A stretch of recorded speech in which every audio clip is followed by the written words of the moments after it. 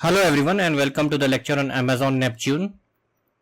So this lecture will contain all this topic. What is Amazon Neptune? Key service components, Open Graph API support, what is a graph database and why choose a graph database.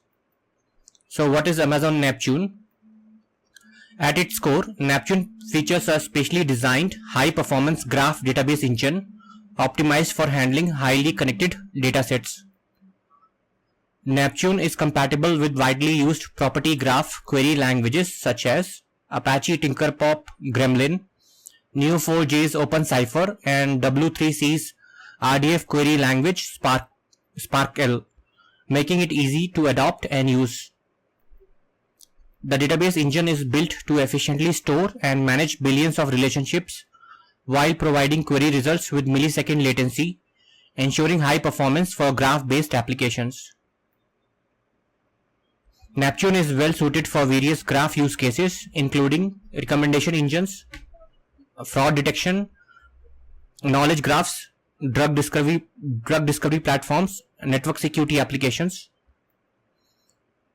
To ensure high availability, Neptune offers read replicas, point-in-time recovery, continuous backup to Amazon S3, and replication across availability zones, minimizing downtime and data loss risk.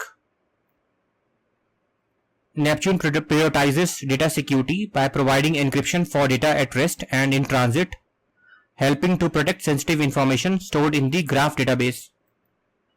As a fully managed service, Neptune removes the need for users to handle database management tasks such as hardware provisioning, software patching, setup, configuration, and backups, allowing developers to focus on building applications. So the key service components of Amazon Neptune.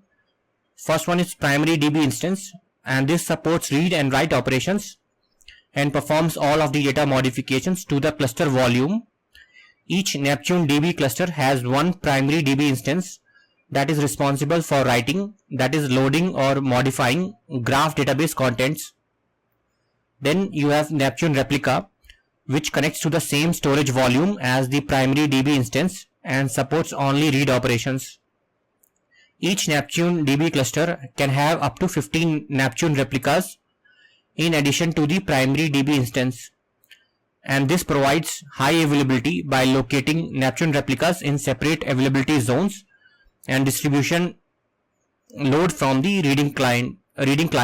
distributing load from the reading clients. Cluster volume. So Neptune data is stored in the cluster volume, which is designed for reliability and high availability. A cluster volume consists of copies of the data across multiple availability zones in a single AWS region. Because your data is automatically replicated across availability zone, it is highly durable and there is little processing and there is little possibility of data loss. So Open Graph API support. Amazon Neptune supports Open Graph APIs for both Property Graph, Gremlin and OpenCipher, and RDF Graphs, SparkL, and this provides high performance for both of these graph models and their query languages. You can choose the Property Graph PG model and access the same graph with both the OpenCipher query language and or the Gremlin query language. If you use the W3C standard resource description framework RDF model, you can access your graph using the standard SparkL query language. So what is a graph database?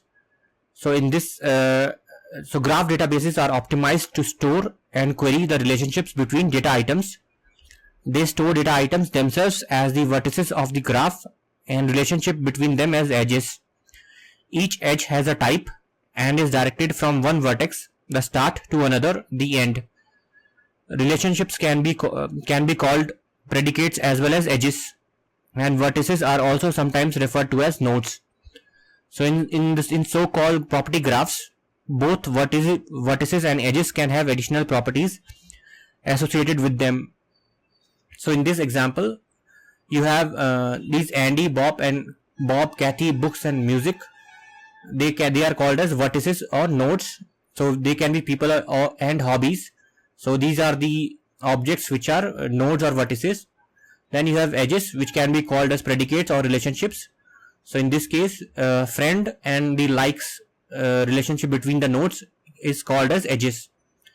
And as I mentioned, in property graphs, both vertices and edges can have additional properties. So why choose a graph database? Graph databases are natural choice when relationships between entities are at the core of data you are modeling. With a graph database, it is easy to model data interconnections as a graph and write complex queries that extract real-world information. As the amount of data increases, the performance of relational databases degrades quickly due to the need for many tables, foreign keys, nested SQL queries, and complex joins.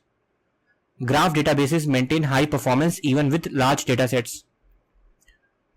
Building an equivalent application using a relational database can quickly become unwieldy from a coding perspective, while graph databases offer a more straightforward approach.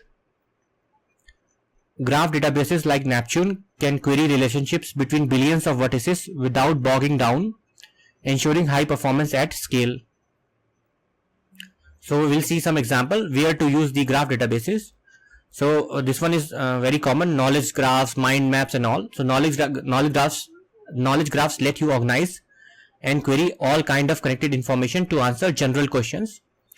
Then second, identity graphs. So in a graph database, you can store relationships between information categories such as customer interest, friends, and purchase history, and then query that data to make recommendations which are personalized and relevant. Then fraud graphs. So this is a common use case for graph databases. They can help you track credit card purchases and purchase locations to detect uncharacteristic use, or to detect a purchaser is trying to use the same email address and credit card as was used in a known fraud case. Social networking. So one of the first and most common areas where graph databases are used is in social networking applications like Facebook and all. Then you have driving directions. A graph can help find the best route from a starting point to a destination, given current traffic and typical traffic patterns. Logistics. Graphs can help identify the most efficient way to use available shipping and distribution resources to meet customer requirements.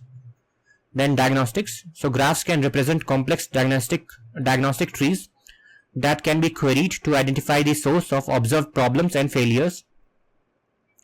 Scientific research. So with a graph database, you can build applications that store and navigate scientific data. Regulatory rules. You can store complex regulatory requirements as graphs and query them to detect situations where they might apply to your day-to-day business operations. And network topology and events. A graph database can help you manage and protect an IT network.